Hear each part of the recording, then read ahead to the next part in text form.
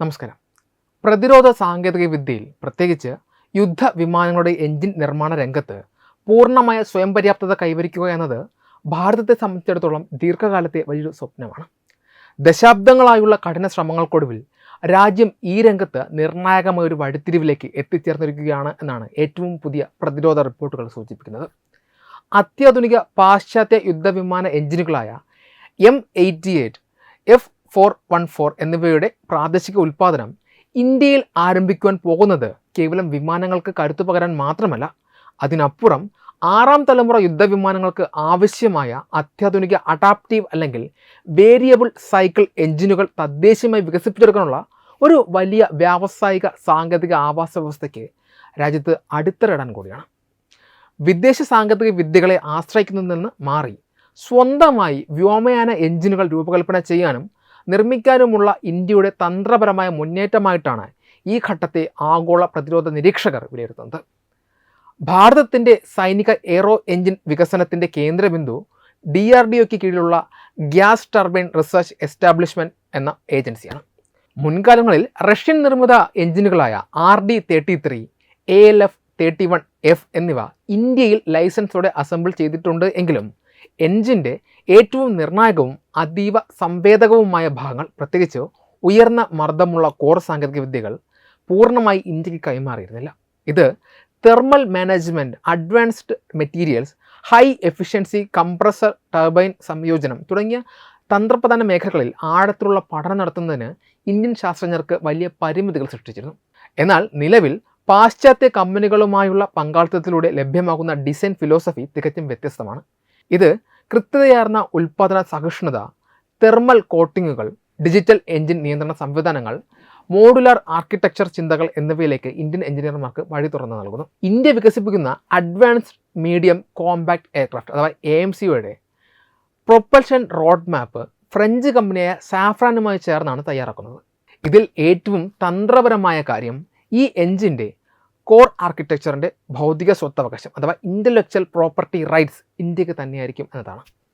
ഓരോ ചെറിയ ഡിസൈൻ മാറ്റങ്ങൾക്കും വിദേശ രാജ്യങ്ങളുടെ അനുമതി തേടേണ്ടതില്ല എന്ന വലിയ സ്വാതന്ത്ര്യമാണ് ഇതിലൂടെ ഇന്ത്യക്ക് ലഭിക്കുന്നത്. ഭാവിയിൽ എഞ്ചിൻ്റെ ശേഷി വർദ്ധിപ്പിക്കാൻ സാധിക്കുന്ന കോർ അപ്ഗ്രേഡബിലിറ്റി എന്ന മോഡുലാർ ഫിലോസഫിയാണ് ഇത് വിഭാവനം ചെയ്തിരിക്കുന്നത്. ഈ ഉയർന്ന മർദ്ദമുള്ള കോർ 140 kN ക്ലാസ്സിലുള്ള കടുത്ത ചൂടിനെ പ്രതിരോധിക്കാൻ ശേഷിയുള്ളതാണ്. ഇത് ആറാം തലമുറ യുദ്ധവിമാനങ്ങൾക്ക് ആവശ്യമായ അഡാപ്റ്റീവ് ബൈപ്പാസ് ആശയങ്ങൾക്ക് അടിത്തറയാകും. പരമ്പരാഗത ടർബോ ഫാൻ എഞ്ചിനുകളിൽ നിന്നും തികച്ചും വ്യത്യസ്തമായ പ്രവർത്തന ശൈലിയാണ് അഡാപ്റ്റീവ് അല്ലെങ്കിൽ വേരിയബിൾ സൈക്കിൾ എഞ്ചിനുകൾക്കുള്ളത്. ഒരു നിശ്ചിത മോഡിൽ മാത്രം പ്രവർത്തിക്കുന്നതിന് പകരം ഈ എഞ്ചിനുകൾക്ക് പറക്കലിൻ്റെ സാഹചര്യത്തിനനുസരിച്ച് വായു പ്രവാഹത്തിൻ്റെ ദിശകൾ സ്വയം മാറ്റാൻ സാധിക്കും. അതായത് കടുത്ത പോരാട്ട വീര്യമുള്ള സാഹചര്യങ്ങളിൽ ഉയർന്ന ഉൽപ്പാദനക്ഷമതയുള്ള മോഡിലേക്കും സാധാരണ യാത്രയിൽ ഇന്ധനക്ഷമതയുള്ള മോഡിലേക്കും മാറാൻ ഇവയ്ക്ക് കഴിയും. ഇതിനായി എഞ്ചിൻ്റെ കോറിന് ചുറ്റും മൂന്നാമതൊരു വായുപ്രവാഹ സ്ട്രീം കൂടി സംയോജിപ്പിക്കേണ്ടതുണ്ട്. കടുത്ത യാന്ത്രിക താപ സമ്മർദ്ദങ്ങളെ അതിജീവിക്കാൻ കഴിയുന്ന സാമഗ്രികളും അക്വേഷൻ സംവിധാനങ്ങളും ഇത്തരം എഞ്ചിനുകളുടെ നിർമ്മാണത്തിന് അത്യന്താപേക്ഷിതമാണ്. അതുപോലെ തന്നെ ഭാവി യുദ്ധവിമാനങ്ങളിൽ തെർമൽ മാനേജ്മെൻറ്റ് എന്നതും അതീവ സങ്കീർണമായൊരു മേഖലയാണ്. ആറാം തലമുറ യുദ്ധവിമാനങ്ങൾ വഹിക്കുന്ന അത്യാധുനിക സെൻസറുകളും ഡയറക്റ്റഡ് എനർജി ആയുധങ്ങളും വൻതോതിൽ താപം പുറത്തുവിടുന്നതാണ്. ഈ ഊർജ്ജത്തെ ആഗിരണം ചെയ്യാനും പുറന്തള്ളാനും എഞ്ചിനുകൾക്ക് സങ്കീർണമായ ഹീറ്റ് എക്സ്ചേഞ്ചറുകളും സെറാമിക് മാട്രിക്സ് കോമ്പോസിറ്റുകളും പോലെയുള്ള അത്യാധുനിക വസ്തുക്കളും ആവശ്യമാണ്. 2200 Kelvin വരെ ഉയർന്ന താപനിലയിൽ പ്രവർത്തിക്കേണ്ട ടർബൈൻ ഘടകങ്ങൾക്ക് പരമ്പരാഗത സൂപ്പർ അലോയ്കൾക്ക് അപ്പുറത്തുള്ള അടുത്ത തലമുറ കോമ്പോസിറ്റ് സാങ്കേതിക വിദ്യകൾ അനിവാര്യമായി വരും. ഇതിനൊപ്പം തന്നെ പരമ്പരാഗത നിയന്ത്രണ രീതികൾക്ക് പകരം ആർട്ടിഫിഷ്യൽ ഇൻ്റലിജൻസ് അധിഷ്ഠിതമായ full authority digital engine control സംവിധാനവും ഇത്തരം എഞ്ചിനുകളിൽ ഉപയോഗിക്കേണ്ടതുണ്ട്.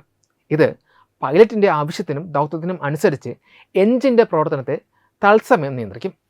അത്യാധുനിക സാങ്കേതിക വിദ്യ കൈമാറ്റ കരാറുകൾ ഉണ്ടെങ്കിൽ പോലും വായുപ്രവാഹം നിയന്ത്രിക്കുന്ന ആക്റ്റുവേറ്ററുകളും അഡാപ്റ്റീവ് ബൈപ്പാസ് വാൽവുകളും പോലുള്ള ചില നിർണായകമായ സാങ്കേതിക വിദ്യകൾ ആഗോളതലത്തിൽ ഇപ്പോഴും അതീവ രഹസ്യമായി സൂക്ഷിക്കപ്പെട്ടിട്ടുള്ളതാണ്. ഇവ നിർമ്മിക്കുന്നതിന് മൈക്രോൺ തലത്തിലുള്ള കൃത്യതയാർന്ന എഞ്ചിനീയറിങ്ങും അത്യാധുനിക മെറ്റീരിയൽ പ്രോസസ്സിങ്ങും ആവശ്യമാണ്. നിലവിലെ കണക്കുകൂട്ടൽ പ്രകാരം ഒരു base line 120 kN class engine 2030 അവസാനത്തോടെ സർട്ടിഫിക്കേഷൻ ഘട്ടത്തിലെത്തിയേക്കും. എന്നാൽ ആറാം തലമുറ യുദ്ധവിമാനങ്ങൾക്ക് അനുയോജ്യമായ പൂർണ്ണ സജ്ജമായ ഒരു അഡാപ്റ്റീവ് എഞ്ചിൻ രൂപപ്പെട്ടു വരാൻ 2040കളുടെ മധ്യത്തോടെ മാത്രമേ സാധ്യമാകൂ. ഇന്ത്യയുടെ വിശ്വസ്ത യുദ്ധവിമാനങ്ങളായ സുഖോയ് 30 MK അടക്കമുള്ള വിമാനങ്ങൾ വിരമിക്കുന്ന കാലയളവുമായി ഇത് ഒത്തുപോകുന്നു. ചുരുക്കത്തിൽ M88 F141 ക്ലാസ് എഞ്ചിനുകളുടെ പ്രാദേശിക ഉൽപ്പാദനം എന്നത് കേവലം നിലവിലെ വിമാനങ്ങൾക്ക് എഞ്ചിൻ ലഭ്യമാകുന്ന ഒന്നല്ല, മറിച്ച് അത് ഇന്ത്യയുടെ വിതരണ ശൃംഖലകൾ, മെറ്റീരിയൽ സയൻസ്, ഉയർന്ന താപനിലയിലുള്ള പരിശോധനാ സംവിധാനങ്ങൾ, ഡിജിറ്റൽ നിയന്ത്രണ ശേഷി എന്നിവയെല്ലാം അന്താരാഷ്ട്ര നിലവാരത്തിലേക്ക് ഉയർത്താനുള്ള വലിയൊരു നിക്ഷേപമാണ്. മുൻകാലങ്ങളിലെ കേവല ലൈസൻസ് അസംബ്ലിംഗ് പരിപാടിയേക്കാൾ വേഗത്തിൽ ഇന്ത്യയുടെ തദ്ദേശീയ ശേഷി വർദ്ധിപ്പിക്കാൻ ഈ പാശ്ചാത്യ പങ്കാളിത്തം സഹായിക്കുമെന്ന് ശാസ്ത്രജ്ഞർ വിശ്വസിക്കുന്നു. ഈ വിപുലമായ വ്യവസായ അടിത്തറ യാഥാർത്ഥ്യമാകുന്നതോടെ ഇന്ത്യയുടെ അടുത്ത തലമുറ യുദ്ധവിമാന എഞ്ചിനുകൾ ഉയർന്ന ഉൽപ്പാദന പരിചയത്തിലും ഭൗതിക സ്വത്തവകാശത്തിൻ്റെ കരുത്തിലും അധിഷ്ഠിതമായിരിക്കും. ഇന്നത്തെ പ്രാദേശികവൽക്കരണ ശ്രമങ്ങൾ വിദേശ എഞ്ചിനുകൾ കൂട്ടിച്ചേർക്കുന്നതിലല്ല, മറിച്ച് വ്യോമയാന മേഖലയിൽ ഇന്ത്യയുടെ സമ്പൂർണ്ണ പരമാധികാരത്തിലേക്കുള്ള റൺവേ നിർമ്മിക്കുന്നതിലാണ് ശ്രദ്ധ കേന്ദ്രീകരിക്കുന്നത്. ഒരു 6ാം തലമുറ വ്യോമ യുദ്ധ പ്ലാറ്റ്ഫോമിന് ആവശ്യമായ ഏറ്റവും പ്രധാനപ്പെട്ട അടിത്തറയും ഇത് തന്നെയാണ്. ഈ തന്ത്രപരമായ മുന്നേറ്റം പാകിസ്ഥാൻ ചൈന അച്ചുതണ്ടിൻ്റെ തന്ത്രപ്രധാനമായ ആധിപത്യ ശ്രമങ്ങൾക്ക് ഏൽപ്പിക്കുന്ന ആഘാതങ്ങൾ വളരെ വലുതാണ്. ഈ നീക്കം പാകിസ്ഥാനെ സംബന്ധിച്ചിടത്തോളം നിലനിൽപ്പിനെ തന്നെ ബാധിക്കുന്ന അതീവ ഗുരുതരമായ സൈനിക പ്രതിസന്ധിയായിരിക്കും സൃഷ്ടിക്കുക. പാകിസ്ഥാൻ വ്യോമസേന നിലവിൽ പൂർണ്ണമായും ആശ്രയിക്കുന്നത് ചൈനീസ് സഹായത്തോടെ നിർമ്മിച്ച JF-17 വിമാനങ്ങളെയും ചൈനയിൽ നിന്ന് നേരിട്ട് ഇറക്കുമതി ചെയ്യുന്ന J-10C വിമാനങ്ങളെയുമാണ്. ഈ വിമാനങ്ങളിൽ ഉപയോഗിക്കുന്ന റഷ്യൻ അല്ലെങ്കിൽ ചൈനീസ് നിർമ്മിത എഞ്ചിനുകൾ സാങ്കേതികമായി പാശ്ചാത്യ എഞ്ചിനുകൾക്കാൾ വളരെ പിന്നിലാണ്. ഇന്ത്യ തങ്ങളുടെ തേജസ് മാർക്ക് 2, AMCA എന്നീ അത്യാധുനിക വിമാനങ്ങളിലേക്ക് F414 എഞ്ചിനുകളും ഭാവിയിൽ 6ാം തലമുറ പ്രൊപ്പൽഷൻ സാങ്കേതികവിദ്യയും സംയോജിപ്പിക്കുന്നതോടെ കശ്മീർ അതിർത്തിയിലും ആകാശ യുദ്ധങ്ങളിലും ഭാരതത്തിന് തടുക്കാൻ കഴിയാത്ത ഒരു മേധാവിത്വം ലഭിക്കും. ഇന്ത്യയുടെ എഞ്ചിനുകളുടെ ദീർഘായുസ്സും കടുത്ത യുദ്ധ സാഹചര്യങ്ങളെ അതിജീവിക്കാനുള്ള ശേഷിയും കുറഞ്ഞ പരിപാലന ചെലവും പാകിസ്ഥാൻ്റെ വ്യോമപ്രതിരോധ വ്യൂഹത്തെ നിഷ്പ്രഭമാക്കും. സ്വന്തമായി സാങ്കേതിക അടിത്തറയോ എഞ്ചിൻ വികസന ശേഷിയോ ഇല്ലാത്ത പാകിസ്ഥാൻ ഇന്ത്യയുടെ ഈ സാങ്കേതിക വിപ്ലവത്തിന് മുന്നിൽ പ്രതിരോധിക്കാൻ പോലുമാകാതെ ആഗോളതലത്തിൽ സൈനികമായി കൂടുതൽ ഒറ്റപ്പെടാൻ ഇതിടയാക്കും. ചൈനയെ സംബന്ധിച്ചിടത്തോളം ഇന്ത്യയുടെ ഈ കുതിപ്പ് അവരുടെ ആഗോള സാമ്രാജ്യത്വ താൽപ്പര്യങ്ങൾക്കും വ്യോമയാന മേധാവിത്വ മോഹങ്ങൾക്കും മേൽ ഏൽക്കുന്ന ഏറ്റവും കനത്ത പ്രഹരമാണ്. ചൈന തങ്ങളുടെ അത്യാധുനിക 5ാം തലമുറ വിമാനങ്ങളായ J-20, J-31 എന്നിവയ്ക്കായി WS-10, WS-15 എഞ്ചിനുകൾ സ്വന്തമായി വികസിപ്പിച്ചെടുക്കാൻ ദശാബ്ദങ്ങളായി കോടിക്കണക്കിന് ഡോളർ ഒഴുക്കുന്നുണ്ട് എങ്കിലും മെറ്റീരിയൽ സയൻസിലും ഉയർന്ന താപനില പ്രതിരോധിക്കുന്ന ബ്ലേഡുകളുടെ നിർമ്മാണത്തിലും അവർ ഇപ്പോഴും വലിയ സാങ്കേതിക തടസ്സങ്ങൾ നേരിടുന്നുണ്ട്. ഈ സാഹചര്യത്തിലാണ് ഫ്രാൻസിൻ്റെ സാഫ്രാൻ, അമേരിക്കയുടെ GE തുടങ്ങിയ മുൻനിര പാശ്ചാത്യ കമ്പനികളുടെ എഞ്ചിൻ ഡിസൈൻ ഫിലോസഫിയും ഉയർന്ന തെർമൽ മാർജിൻ സാങ്കേതികവിദ്യയും ഇന്ത്യയിലേക്ക് ഒഴുകിയെത്തുന്നത്. പാശ്ചാത്യ രാജ്യങ്ങൾ ചൈനയ്ക്ക് മേൽ ഏർപ്പെടുത്തിയിരിക്കുന്ന കടുത്ത സാങ്കേതിക ഉപരോധങ്ങൾ കാരണം ചൈനയ്ക്ക് സ്വന്തമാക്കാൻ കഴിയാത്ത അതികൃത്യതയാർന്ന എഞ്ചിനീയറിംഗ് വളരെ പെട്ടെന്ന് ഇന്ത്യ സ്വന്തമാക്കുന്നത് ബീജിങ്ങിൻ്റെ ഉറക്കം കെടുത്തുന്ന കാര്യമാണ്. കൂടാതെ ഇന്ത്യയുടെ ഈ സാങ്കേതിക പരമാധികാരം ഇന്തോ പസഫിക് മേഖലയിലെ ചൈനയുടെ നാവിക വ്യോമ അധിനിവേശ ശ്രമങ്ങളെ തടഞ്ഞു നിർത്താൻ ഭാരതത്തെ പ്രാപ്തമാക്കും. 6ാം തലമുറ യുദ്ധവിമാനങ്ങൾക്ക് അനുയോജ്യമായ 2200 കെൽവിൻ താപനിലയെ പ്രതിരോധിക്കുന്ന സെറാമിക് മാട്രിക്സ് കോമ്പോസിറ്റുകളും ആർട്ടിഫിഷ്യൽ ഇൻ്റലിജൻസ് അധിഷ്ഠിതമായ ഫാഡക് ഡിജിറ്റൽ കൺട്രോൾ ആർക്കിടെക്ചറും ഇന്ത്യ തദ്ദേശീയമായി വികസിപ്പിക്കുന്നതോടെ ലഡാക്ക് അതിർത്തിയിലും ഭാരതീയ സമുദ്ര മേഖലയിലും ചൈനീസ് വ്യോമസേനയ്ക്ക് ഇന്ത്യയുടെ അത്യാധുനിക വ്യൂഹത്തെ വെല്ലുവിളിക്കാൻ സാധിക്കാതെ വരും.